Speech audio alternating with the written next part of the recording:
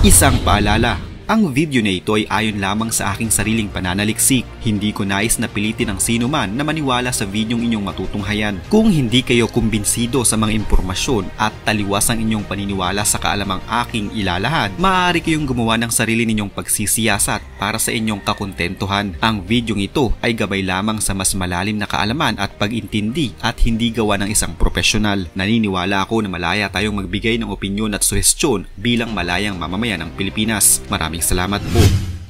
Wala pa ring tigil sa pagpaparinigan ang China at Amerika tungkol sa issue sa West Philippine Sea. Ang bansang Amerika kasi ay pinaninindigan ng kanilang sinumpaang tungkulin na kung saan pananatilihin nila ang kapayapaan sa karagatan lalo na pagdating sa kaayusan ng pakikipagkalakalan at tinutupad din ang kanilang kasunduan sa Pilipinas na poprotektahan nila ang ating bansa na kanilang naging pangako mula pa man noon. Habang ang bansang China naman ay pinagpipilitan din ang kanilang umunong nasasakupan sa West Philippine Sea na ayon sa kanilang 9-dash line na mapa. Sa kasalukuyan ay tila nasa sentro ngayon ng Pilipinas sa iringan ng dalawang higanting bansa. Ang Pilipinas ang nagiging mitya ng lalo pang umiinit na tensyon sa pagitan ng China at ng Pilipinas. Pero bakit nga ba tila nagbabangayan ang dalawang bansang ito nang dahil sa Pilipinas? Bakit nga ba mahalaga ang ating bansa sa mga bansang ito? Bagamat ang ating bansa ay may kaliitan lamang kung ikukumpara sa China, may mga lumabas na balita na ang Pilipinas ang pinakamagiging matinding kaaway ng China kung sakaling mangyari na ang mga hindi dapat na mangyari. Ang Amerika at Pilipinas ay tila pinaglaruan ng China sa South Pacific na tila labis na ikinagagalit ngayon ni Xi Jinping, ang pangulo ng bansang China.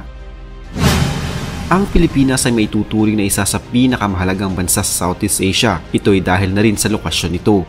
Daanan kasi tayo ng mga barkong nagdadala ng mga produkto, kaya naman malaki ang magiging impact natin sa buong mundo kung sakaling magkaroon ng kaguluhan. At ito ang pinakakinatatakutan ni Xi Jinping at ng kanyang gobyerno.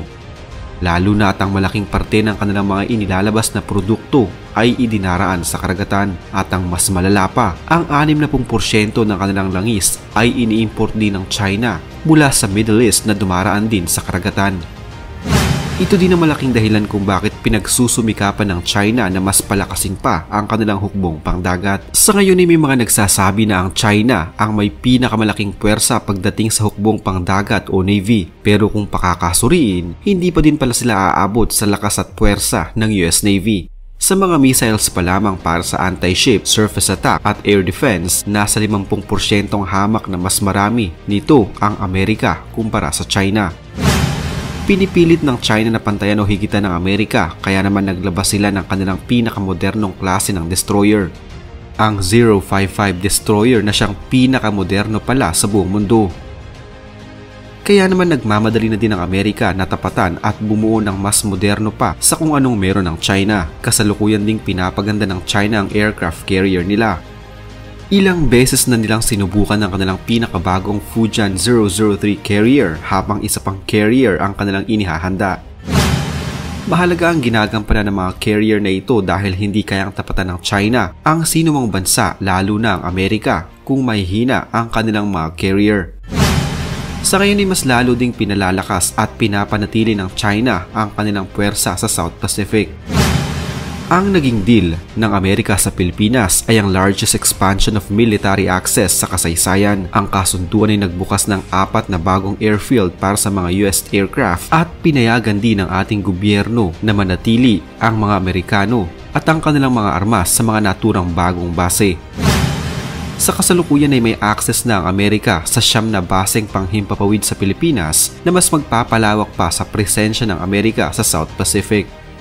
Kung sakaling magkaroon ng kaguluhan, maaaring i-block ng Amerika ang China sa mga nais nitong gawin gamit ang mga base na meron sila sa ating bansa. Subalit hindi na lamang ang deal na ito sa pagitan ng Pilipinas at Amerika ang nakapagpadismaya kay Xi Jinping dahil sa pagpapalawak ng puwersa ng Amerika sa Pilipinas pagdating sa air defense. Naging dahilan din ito ng tila pagkaantala ng napipintong pananakop ng China sa bansang Taiwan, nagigil nilang makuha. Ang dulong bahagi ng Pilipinas ay nasa mahigit lamang 100 milyang layo mula sa Taiwan. Ito ay may tuturing na bentahe para sa Amerika at mga kaalyansa nito. Tulad ng Pilipinas, wala ding laban ng Taiwan sa China pagdating sa puwersang militar. Kontrolado ng China ang katubigan at ang himpapawid. Hindi din gaanong sigurado ang Amerika na agaran silang makakaresponde sa Taiwan dahil sa layo nito sa Amerika. Malamang sa pulbos na ang Taiwan bago pa man dumating ang puwersa ng Amerika.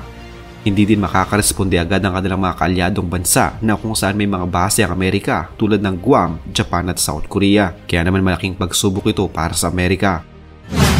Dito na papasok ngayon ang airfields ng Amerika na nasa Pilipinas na napakalapit lamang sa Taiwan. Ito ang gagamitin nilang pang-atake at depensahan ng Taiwan laban sa China. Ang kasunduang ito sa pagitan ng Amerika at Pilipinas ay expansion lamang o ang mas pinalawak na kasunduan ng 2014 Enhanced Defense Cooperation Agreement. Noong mga panahong iyon ay medyo malabo ang relasyon ng Amerika at Pilipinas.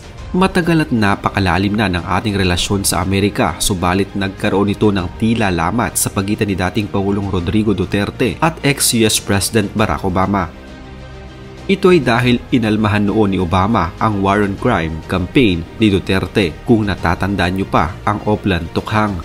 Hindi sang-ayon dito ang Amerika noon at sinasabing inaabuso ni Duterte ang kanyang kapangyarihan at wag dapat idaan sa karahasan ang inaasam niyang kapayapaan.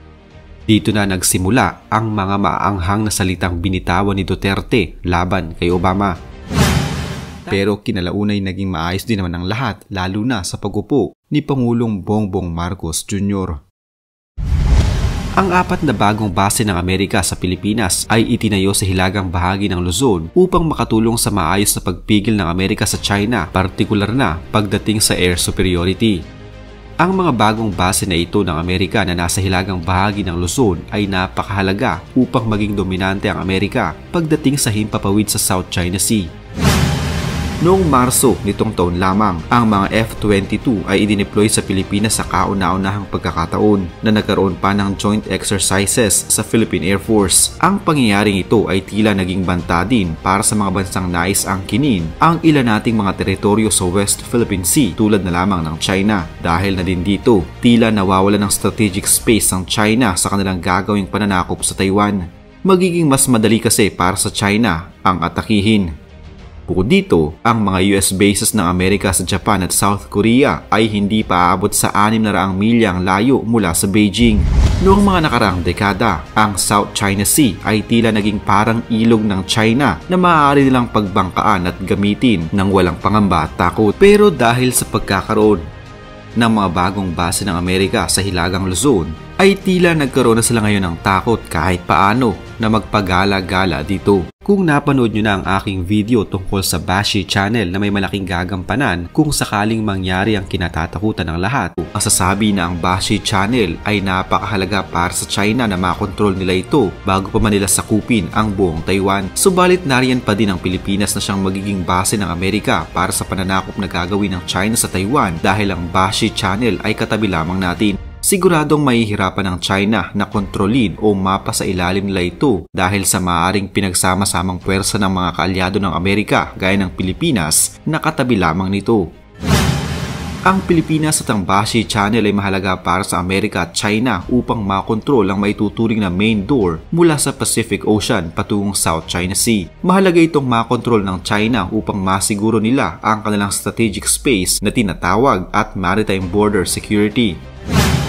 Ang pintuan na ito ay hindi na lamang mahalaga para sa strategic projection ng China, kundi magsisilbi din itong daanan o tubo ng mga datos at impormasyon sa ilalim ng karagatan. Sa katunayan, nasa 97% ng mga datos ang dumadaan sa submarine cable network sa Bashi Channel na nagsisilbing pintuan ng pagpapalitan ng mga datos sa pagitan ng Asia at ng North America. Ang underwater cable network na ito ay siyang daanan ng napakaraming mga impormasyon tulad ng mga litrato, files at mga military secrets. Sa lumalaking tensyon sa pagitan ng China at US, may mga bagong cables ang inilalatag sa ilalim ng karagatan. Hindi may kakaila na ang dalawang mga bansang ito ay may ipinagmamalaking lakas pagdating sa ekonomiya, puwersang militar at impluwensya sa pandaigdigang politika. Subalit dahil sa nangyayaring kaguluhan, tila ayaw ng dalawang ito ang malagay sa ilalim at parehong nais na umibabaw. Ang Amerika kasi para sa China ay malaking tinik na siyang haharang sa lahat ng kanilang plano at isa na nga sa kanilang plano ay ang sakupin ng halos kabuuan ng South China Sea na kung saan ang ilan sa mga parte nito ay pag-aari din ng ibang mga bansa gaya na lamang ng Pilipinas.